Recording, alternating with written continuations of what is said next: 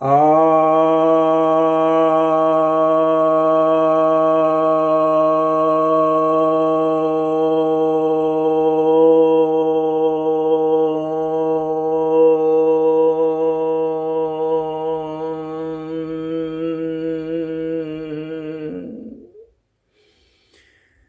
सभी भक्तजनों को सप्रेम नमन।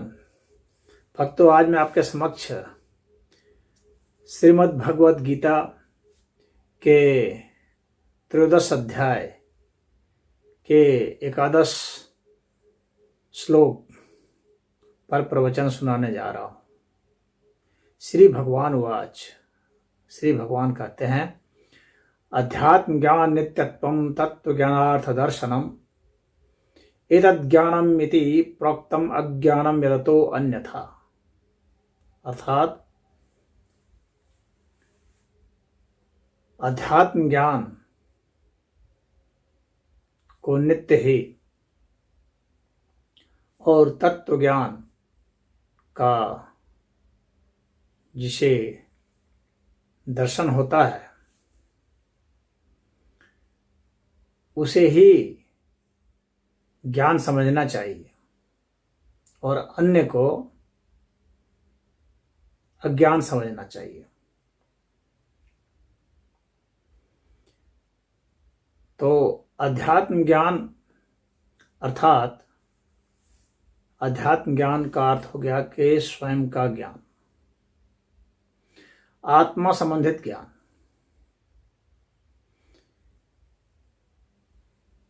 आत्मा के भिन्न जितने भी स्तर हैं, जिन्हें भिन्न भिन्न संज्ञाओं से हम लोग जानते हैं, जैसे दिव्य आत्मा, प्रज्ञात्मा, सूक्ष्म आत्मा, देह आत्मा, महात्मा, स्थूल आत्मा, विराट आत्मा, ये सब जितने भी हैं, इन सब का बोध हो जाना और इनका क्या संबंध है इस संसार से, यानी संसार में जो आत्मा का जो प्रकट रूप है, व्यक्त स्वरूप है,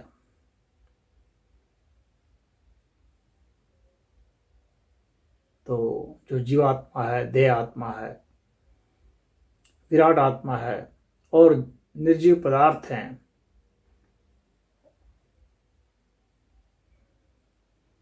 हवा है, पानी है, आकाश है, जितने भी संभूत हैं, इन सब का बोध हो जाना, इनके संबंधों का बोध हो जाना और इनमें जो आपको अलगाव दिखते हैं, जो भेद दिखते हैं, उसमें अभेद की स्थिति देख लेना। ये सब अध्यात्म ज्ञान के तहत आता है। और जितनी भी साधनाएं हैं जो भगवान ने इसके पिछले श्लोकों में बता दिए हैं, 7वें, 8वें, 9वें, 10वें में, तो वे सब जो हैं, वे सब ज्ञान के तहत आ जाते हैं। यानी वे सब साधना पद्धतियां जो हमें अध्यात्म ज्ञान की ओर ले जाती हैं, वह भी ज्ञान के तहत आ जाएंगी। और तत्व ज्ञानार्थ दर्शनम, और जो तत्व ज्ञान है, तत्व ज्ञान अर्थात परमात्मा ज्ञान, आत्मा का ज्ञान, कोई भी जिसका कि अस्तित्व है, कुछ भी जिसका कि अस्तित्व है, उसको तत्व कहा जाता है। तो कुछ भी जिसका अस्तित्व है उसका ज्ञान हो जाना तत्व ज्ञान है। और उसका अस्तित्व कहां तक है, कैसा है, किस प्रकार का है, इन सब का बोध हो जाना। उसके सारे गुण दोष हमें समझ जाने चाहिए, उसके सारे प्रभावों को हमें जान लेना चाहिए, उसके सारी संज्ञाओं, सारे विशेषणों को जान लेना चाहिए। तो ऐसा जो होता है वो तत्व ज्ञान कहलाता है। और तत्व ज्ञान आत्मा का ही बोध है, आत्मा से ही बोध है, आत्मा तक के लिए ही है। उसके जो प्रभाव आते हैं वह मन पर आ जाता है। तो मन में ज्ञान तो नहीं होता है, लेकिन ज्ञान का प्रभाव होता है। मन में आते आते ज्ञान जो है जानकारी में बदल जाता है।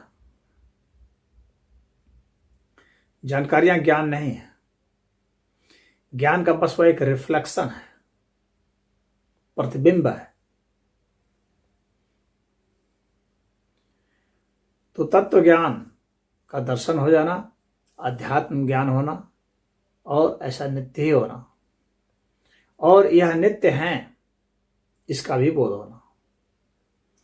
जो अनित्य जगत है उससे विलक्षण जो नित्य जगत है, जो नित्य तत्व है, उसका बोध हो जाना, यह अध्यात्म ज्ञान है।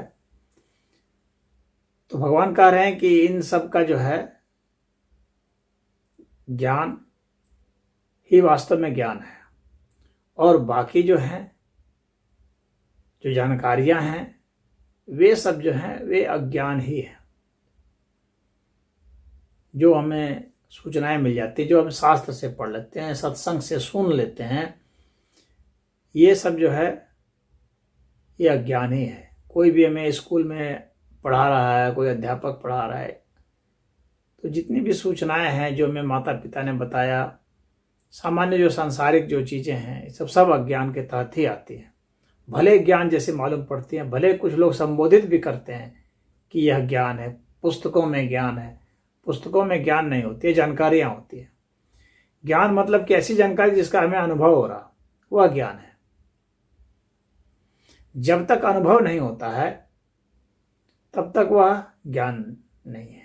वह अनुभव होना चाहिए। और कैसा अनुभव? जो नित्य हो। जैसे कि हमने गुड़ खा लिया तो अनुभव तो हुआ, परंतु वह नित्य नहीं है, इसलिए वह ज्ञान नहीं है। हालांकि सामान्य शाब्दिक अर्थ में और सांसारिक अर्थ में, भौतिक अर्थ में हम लोग कह देते हैं इसे भी ज्ञान, परंतु यह ज्ञान नहीं है, यह जानकारी है। ज्ञान सदैव नित्य होना चाहिए। इसीलिए भगवान ने कहा अध्यात्म ज्ञान नित्यत्व, नित्य होना चाहिए। यानी उसका किसी भी काल, किसी भी परिस्थिति में उसका अभाव नहीं होना चाहिए। अगर किसी परिस्थिति में अभाव हो जाता है, अभी हुआ और अभी थोड़ी देर में नहीं है, तो उसे नित्य ज्ञान नहीं कहते। और जो नित्य ज्ञान नहीं है वो वास्तविक ज्ञान नहीं है। तो इस तरह से वो ज्ञान को देखेंगे तो कहीं कोई गैप नहीं है, एक पूरी परंपरा, एक प्रभाव है। जो तत्व होते हैं, मान लीजिए कि निराकार तत्व है, चेतन तत्व है। अब चेतन तत्व से यहाँ जो सांसारिक तत्व है, स्थूल तत्व है, भौतिक तत्व है, तो यह जो है ये प्रकृति कहलाते हैं। और वह चेतन तत्व है, इसके बीच में क्या है? इसके बीच में माया है, योग माया है। चेतन तत्व के ठीक संपर्क में योग माया है, योग माया के ठीक संपर्क में माया है, माया के ठीक संपर्क में प्रकृति है। इस तरह से इसकी निरंतरता है पूरी, ये कहीं गैप नहीं है। तो हम बचपन से अभी तक बड़े हो गए तो हमने क्या अनुभव किया? हमने यह अनुभव किया कि तब से लेकर आज तक हमारा शरीर बदल गया, परंतु हम कहीं ना कहीं वही हैं, हम कहीं ना कहीं एक ही वही व्यक्तित्व है। ऐसा हमें फील होता है। कैसे, क्यों फील होता है? क्योंकि मेमोरी की वजह से, स्मृति की वजह से। स्मरण शक्ति हमारी है। अगर स्मरण शक्ति का लोप कर दिया जाए तो फिर हम नहीं कर सकते। तो यह स्मरण शक्ति जो है वहाँ हमारे एक कंटिन्यूएशन जो है, निरंतरता जो है बना के रखती है, बताती है कि मैं वही हूँ, मैं वही व्यक्ति हूँ जो कि 10 वर्ष में था। हालांकि वह व्यक्ति वह नहीं होता है, उसमें बदलाव हो चुके होते हैं, परंतु वो मानता है कि वही व्यक्ति है। क्यों? क्योंकि उसके यह जो बदलाव हो रहा है उसके बीच में कुछ तो है जो कि बदल नहीं रहा है, अबदलाव है।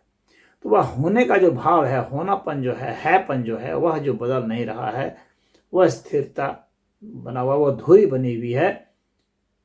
और वह धुरी जो स्मृति है, जो बतलाती है कि मैं वही हूँ। और उस स्मृति का भी जो आधार है वो वही वास्तव में वो तत्व है, अध्यात्म तत्व वही है, वही तत्व ज्ञान है। उसका उसकी अनुभूति हो जाना, उसका अनुभव जब हमें हो जाता है तो वह तत्व ज्ञान कहलाता है। तो स्मृतियों का जो आधार है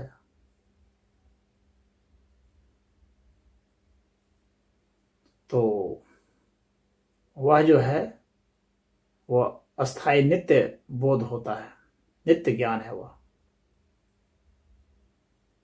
तो जितने भी साधनाएं बतलाई गई हैं इनको लगातार करना चाहिए। एक परमेश्वर हैं, उनका परमेश्वर ही परमेश्वर है, परमेश्वर के सिवाय कुछ नहीं है। और आपको क्या करना है कि जितनी भी चीजें हैं जो आपको भिन्न दिखती हैं, अब आपको यह सोचना है कि यह जो भिन्न दिख रही है और ये जो दो वस्तुएं या चार वस्तुएं हैं जो मुझे भिन्न भिन्न दिखती हैं, ये कैसे एक हैं, उसके ऊपर ही आपको चिंतन मनन करना है कि ये कैसे एक ही है। फिर ऐसा जब आप सोच लेते हैं, समझ जाते हैं, तब फिर आपको यह करना है कि यह जो है किस तरह से, यह जो है आकार लिया हुआ, रूप लिया हुआ, रंग लिया हुआ, इसका जो है संयोग वियोग का जो व्यवहार है, यह किस तरह से फिर निराकार है, कैसे आकार से यह परे है, कैसे रूप से, रंग से, ध्वनि से, प्रकाश से, इन सबसे यह कैसे परे है। आपको इस पर फोकस करना है। यदि आपने ऐसा कर लिया तो आपको एक पूरा रेंज मिलेगा और और वह अनुभूति के रूप में आएगा और इसी को ही जो है तत्व ज्ञान कहेंगे। तो भिन्न भिन्न चीजें जो प्रतीत होती हैं वो किस तरह से एक है, किस तरह से एक जैसी है, यह आपको समझ लेना है। उसमें भिन्नता कैसे कैसे प्रकट हुई वह आपको समझ लेना है।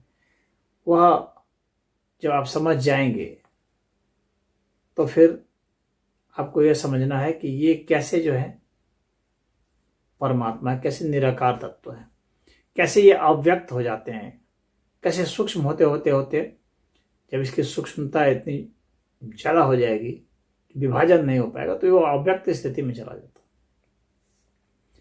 तो वहां से जो है उसका निराकारत्व तो जो हमें महसूस होगा, तो ये सब तत्व ज्ञान के तहत आ जाएंगे। तो ये अनंत अस्तित्व को महसूस करना, यह अस्तित्व अनंत है, यह आपको महसूस करना होगा। तो इसमें जो अनंत तत्व हैं, तत्वों की संख्या में भी अनंत है और तत्वों के विस्तार में भी अनंत है और तत्वों के बोध में भी अनंत है और तत्वों की गहराई में भी अनंत है, तत्वों की सघनता में भी अनंत है।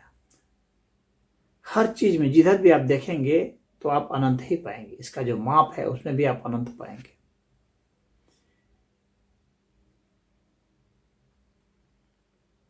तो यह जब आपको बोध हो जाता है तो इसका मतलब है कि तत्व बोध हुआ। और उसके अलावा बाकी जो कुछ भी आपको पता चलता है ये सब अज्ञान ही कहे गए हैं।